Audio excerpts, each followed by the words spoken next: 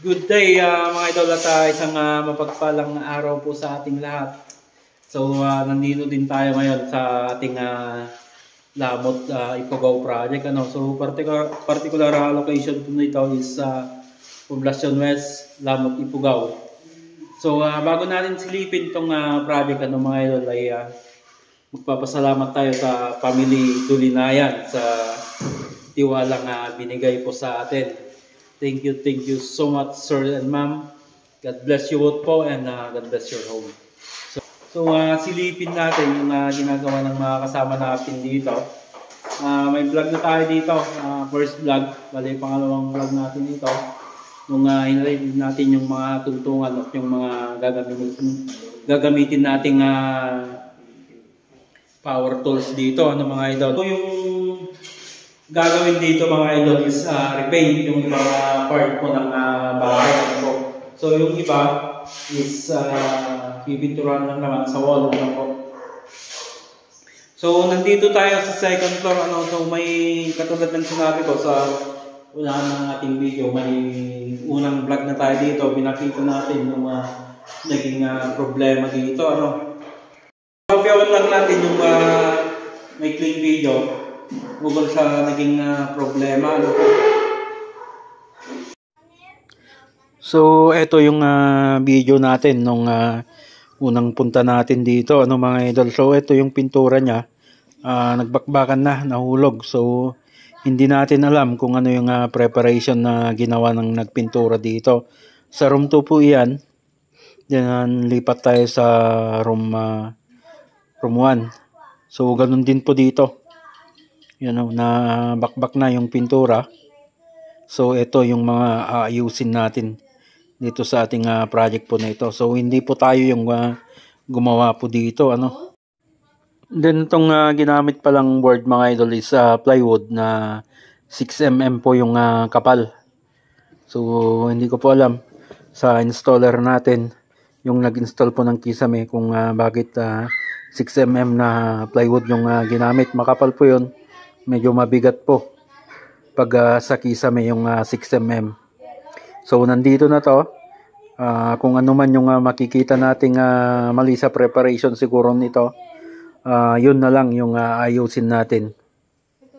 Then lipat pa tayo sa room 3. Sa room 3 mga idol is ganun din po ito.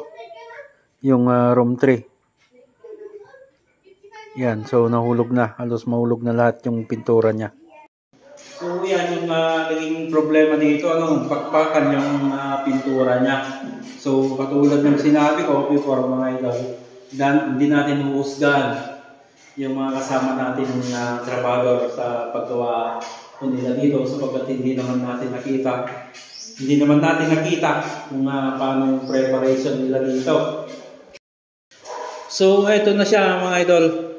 Bali, binakbak na natin yung pintura, and then linagyan natin ng groove. Dati kasi nakapikit po ito.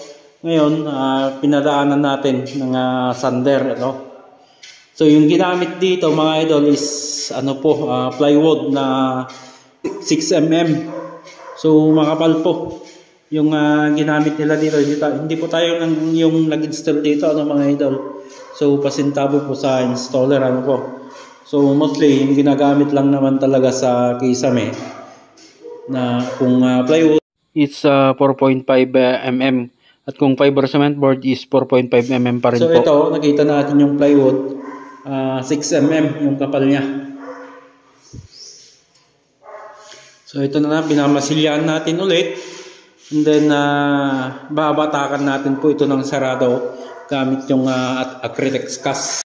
So pangatlong araw na po ngayon dito ng mga kasama nating pintor po. Yan, so binabatakan na natin to ng cast mga idol, acrylic cast yung ginamit natin. Siyempre yung una nag-primer tayo, then saka tayo nagpabatak po. Yan. Yan, so nasimulan na rin dito yung dalawang room na batak sarado po lahat yung gagawin natin dito. So itong tatlong rooms lang naman yung gagalawin natin na Kisame. And then sa wall, ito Itong drywall na ito, kasama po ito sa kontrata. Yan. Itong mga poste. Then itong pababa dito. So, future siguro, babaguhin daw din daw po itong kisame na ito. Sapagkat nagbakbakan din po yung pintura niya. And then, lumabas na yung ply ng mga plywood. Sa tingin natin mga idol is maraming tulo sa taas. So, before siguro gawin ito is tingnan muna natin sa taas kung may tulo. Sapagkat halatado na may dinaanan ng patak ng tubig. Yan. So, i-update din natin dito sa baba. Yan o. Na-primeran na natin ito. Ongoing na rin po yung batak niya.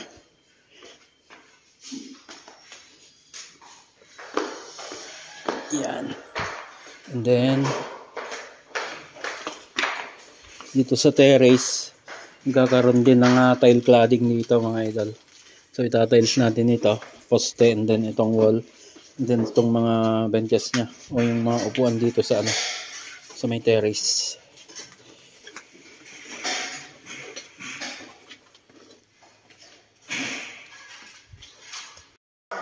Yun mga idol, so nakapagbatak na tayo, no? Yan. So yung batak natin dito sa wall mga idol is po ito, dalawang patong.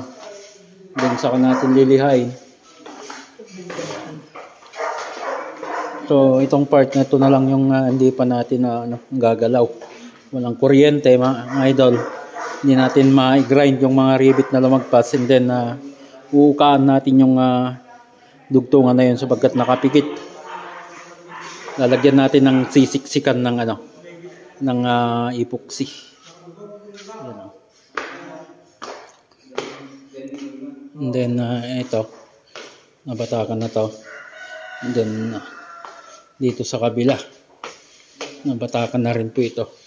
Yung isa mga idol, yung isang room hindi pa natin magalaw dahil brown out po. Yung nakikita nyo pong ilaw ay solar lang po yan. So hindi pa natin nagalaw ito mga idol. Wala tayong hindi natin maliha. Ayan. So mga idol, itong ceiling na ito sa living area ay ito, follow po siguro ito na next project nila madam. So yung mga binidyo natin, yung mga tinukoy natin mga idol, yun lang muna yung gagawin natin. Sa may masters mga idol ay yun po yung babaguhin natin yung framing, then reinstall ulit ng board. So tatanggalin natin yung board ng master's bedroom, saka natin re-reinstall ng fiber cement board. Okay, so yan muna yung update dito sa ating project dito sa Poblacion West, Lamot, Ifugao, mga idol. So abangan nyo po yung mga kulay na gagamitin na naman natin ulit dito, mga idol. So next vlog na siguro pwede na tayong magkulay dito. Pag-uusapan pa namin naman yung kulay na gagamitin natin dito. Okay, hanggang dyan mga idol. At dito na natin tatapusin yung video natin ngayong araw. Lagi po tayong mag-ingat at God bless po sa ating lahat.